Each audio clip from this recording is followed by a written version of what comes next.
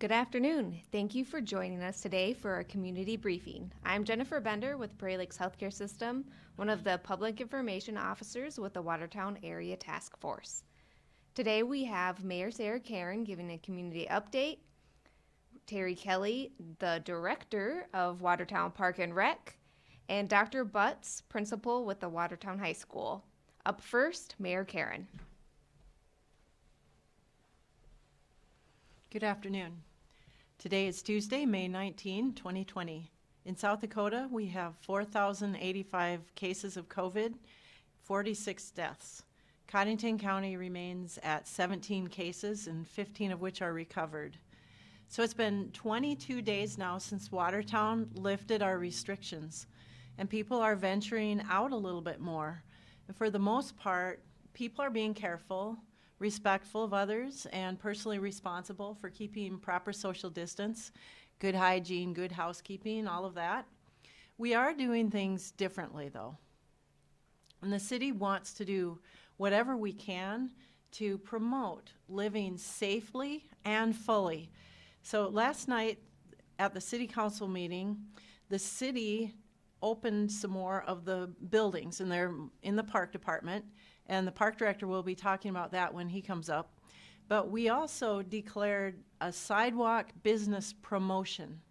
And what this did was enable downtown businesses to display their merchandise on the sidewalks, which is normally prohibited by ordinance. So all you have to do if you're a downtown business is to get a permit to that. You need to agree to follow some basic rules for Americans with Disabilities Act requirements and insurance and those sort of things. There's a form that you will fill out, and then I will issue a permit. And it will be good as long as our emergency resolution is in effect. And the reason that we're doing this, it's like the sidewalk cafes, but it's open to all businesses. And we think that people will feel more comfortable shopping on the sidewalk if people have some merchandise out there, and just make it more inviting to the public.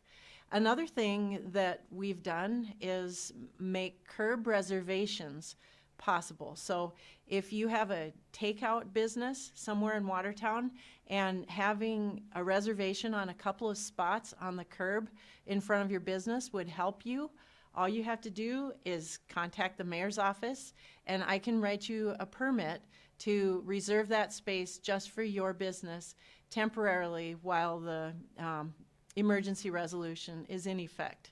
So we think these things will help, and we're encouraged by the way that people are out and about, and our numbers have stayed very reasonably low. So we're happy about that.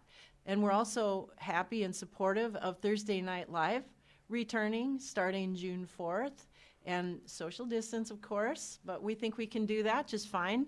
The wine and beer walk will be happening the following week, June 11th, and sponsors have stepped up. We're going to have fireworks to celebrate Independence Day this year, which is just fantastic, and we're even still planning for a parade on the 4th of July. So all of these things are good, and we think we can do them reasonably and safely, and as long as people are cooperating and our numbers stay low, we'll just keep on planning to do that. And we also have a parade coming tomorrow night for the high school seniors for Watertown High School, and Dr. Butts is going to talk about that in a minute. Our formula for success is common sense and personal responsibility, and as long as we all use those tools, we'll be just fine. So now I'd like to invite Park Director Terry Kelly up.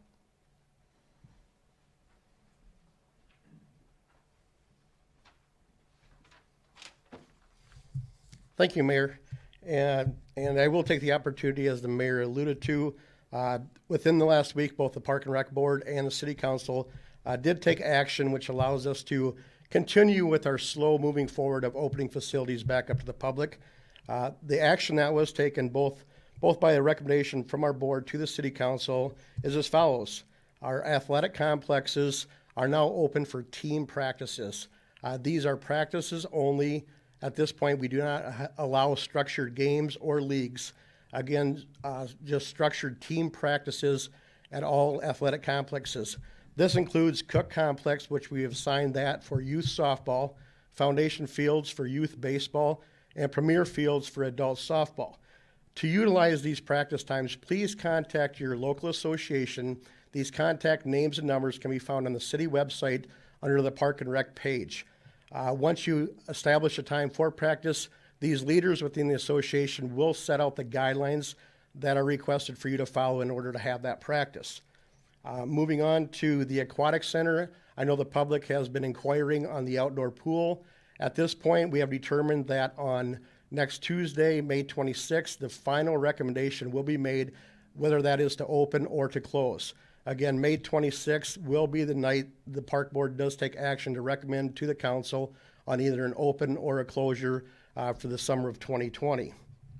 The Prairie Lakes Wellness Center, that has now been open for approximately 2 weeks, will move into step 2 or phase 2 of opening beginning next week. What phase 2 will look like is that'll involve the gymnasium, the racquetball courts, and the pool. With each of these, they are all similar. They will be for cohabitants. It'll be same household. It'll be bring your own equipment. So example, in the gyms, if people live in the same household and want to shoot baskets, share that a piece of equipment, that is fine. We will not allow any structured activities, any type of pickup games, but we will slowly open the gymnasium. Same will go for our racquetball courts. If it's within the same household or family living together, we will allow a racquetball match to go on. And within the pool, there will be no open swim. What we will open to is lap swim and small aquatics classes. With this, we will continue to keep the locker rooms closed. So we do ask when we do open this up approximately next week to please come with your suit on and leave as such. There will not be locker rooms available in the Aquatic Center. With also step 2 of the Prairie Lakes Wellness Center, we will slowly roll out group classes. These classes will be held in groups of under 10, which includes the instructor. And as long as we can meet the social distancing requirement, that is what you'll see in step 2 opening at the Wellness Center, which you can expect to see rolled out early next week. The other facilities that action was taken on is our rental facilities are now available for use for the public, mainly Foley Shelter at Lions Park and Derby Downs. Those brick and mortar buildings are now made available for rental. You will get a list of requirements on how to utilize those, and we do trust that people will follow those guidelines and use social distancing and personal responsibility to ensure it's a safe environment.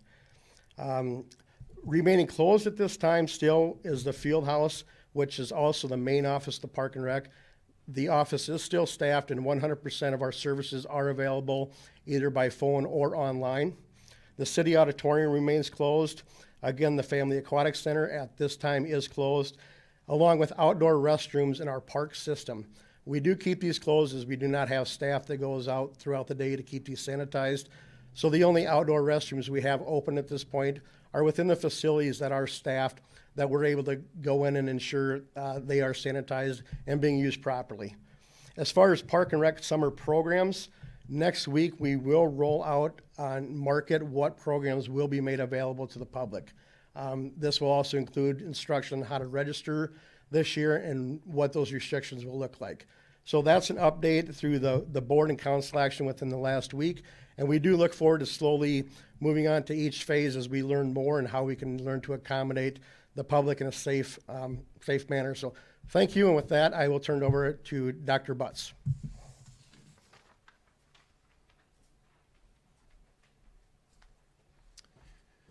Good afternoon. Dr. Michael Butts from Watertown High School. First, I'd like to say thank you to the community of Watertown for all the support you've given us as we've finished the school year in a very distinctly different manner than we ever expected. It's been a unique experience, and you've helped support your kids at home and supported the teachers throughout our community.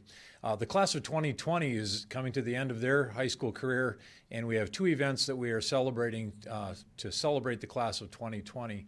The first of those is a parade that will go through Watertown on Wednesday evening at about 7:30 is when it'll begin. So our seniors will be driven through the parade, waving and honking horns, and hopefully have decorated vehicles as well, and that will be led by Watertown PD, who has organized the parade. It will run the route that we have run before for homecoming, so it will go west down Kemp, it will cut over a block or two and go back east and stop at Jenkins as the end of the parade. So please come down to those areas and wish our seniors well-to-do as they graduate coming up very soon. The second event is their graduation on May 24th at 2 p.m. We'd love to have that as an event where people could come and enjoy it, but instead we will have a video that will be out there in multi formats in the media through the gowatertown.net, the PO online, MyKXLG, and of course your local channel 2. That video will play starting at 2 o'clock on Sunday, May 24th. All I can say is it's very moving, so please join in and welcome our seniors to the next step of their adventure. Thank you.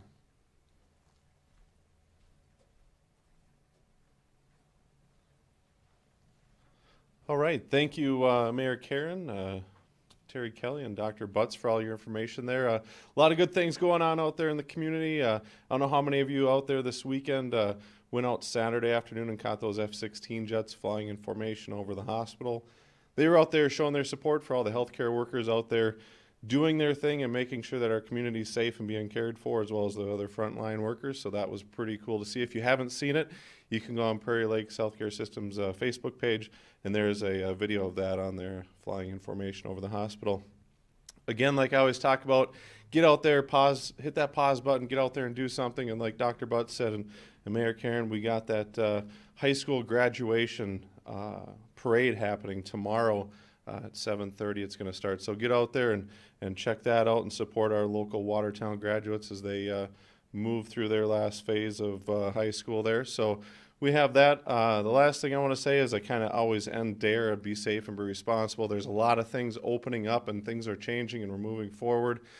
As you do that, make sure and be safe. Don't take any unnecessary risks that are going to maybe expose yourself or someone else to COVID-19. And then be responsible. We all have an obligation to make sure that we're being responsible out there for our own actions and being safe so we can keep these things going as they are and keep things open, and this is a good trend that we're moving towards. So thank you everyone for doing your part and making this happen.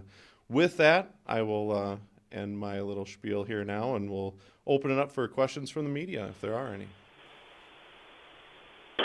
This is Mike from KWAT. I've got a quick question for Terry if he's available. Yes.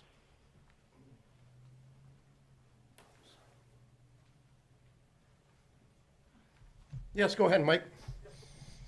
Thanks, Terry. This is more of a clarification. I'm just wondering, when it comes to playground equipment at city parks, is that wide open and available for use now for the kids to play on? They are. We opened those up effective, it would be 1 week ago after last week's Monday board meeting. They are opened up. And again, and we really want to reiterate, the CDC does still recommend not using playgrounds. And this is part of Governor Noem's plan that we are leaving it up to the individual for personal responsibility. And we ask, the parents that are utilizing those to use your judgment, determine if you feel it's a safe situation. We encourage that, bring hand sanitizer used before, during, and after. But in regards to the question, yes, those are available. The only exclusion we have right now is the playground within the Bramble Park Zoo for that fact that it's not an open air area, and we do not want to have any type of contamination got from a playground and brought to other areas of the zoo. And a quick follow-up, Terry, in regard to the aquatic center. I know you talked about that at the city council meeting last night. There is a belief among some people who think that it should open up that chlorine will kill the virus. Can you clarify the really strict CDC guidelines on pools and why you're hesitant to open it? The guidelines aren't 100% clear, but through research we have found that there is the full belief that chlorine or bromine, depending on what your pool uses, will kill the virus. So it's not so much the water that the CDC is discouraging, it's everything that goes with it. It's to get to the pool, it's to get out of the pool. Just even within a pool, you have the handrails, the ladders that every kid's gonna touch, whether they get in, get out. It's our lifeguard staff that we have 11 chairs that surround the pools that by right, according to guidelines, would have to be sanitized every 15 minutes during a rotation of staff. You know, it's the locker rooms, it's the lines that people stand in, the constant places people can touch, the handling of the money. There's just so many restrictions that we're looking at to determine, one, do we have the staff to be able to stay on top of, you know, making sure we're providing a safe environment for the community, you know, and we're ones that we would love to see it open. But the hard part of what we do is we have to take in consideration the public safety aspect, and the water's really, truly, Mike, not the issue. We do feel comfortable if people were in water that the chlorine is a sanitizer for COVID. It's that process of getting them in the pool and really getting them out safely, you know, on their way home. And that's what we're going to evaluate before next Tuesday's board meeting and make an educated decision both on, you know, the fun of the summer for our kids and public safety. Thanks, Terry. Yeah, thank you, Mike.